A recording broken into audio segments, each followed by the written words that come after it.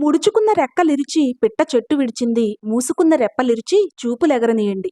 సిరివెన్నెల గారు చీకటిని అజ్ఞానానికి, సోమర్థనానికి ప్రతీకగాను, వెలుగుని చైతన్యానికి, క్రమశిక్షణకి సంకేతంగాను వాడుతుంటారు.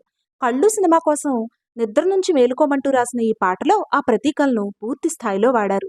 పాములా కాటేస్తానంటూ కాచుకుని కూర్చుని ఉన్న చీకటి ఇక ఇప్పుడు తెల్లవారుతూనే పడగ దించుకుని వెళ్ళిపోయింది.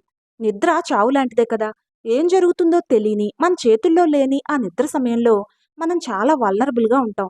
అటువంటి నిద్రతో ముంచెత్తే రాత్రి ఇప్పుడు ఈ తెల్లవారుతున్న వేళ మన ఇంటి చూరుని దాటుకుని బయటికి వెళ్ళిపోయింది.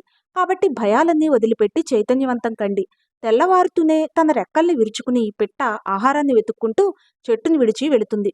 మీరు కూడా మీ అజ్ఞానాన్ని, బద్ధకాన్ని వదిలించుకుని కళ్ళు తెరిచి లోకాన్ని చూడండి. మీ కర్తవ్యాన్ని గ్రహించండి. శక్తి అనే రెక్కలు విప్పుకుని జీవన సమరంలోకి దూకండి. బ్రతుకు పోరాటానికి సిద్ధం కండి అంటున్నారు సిరివెన్నెల గారు.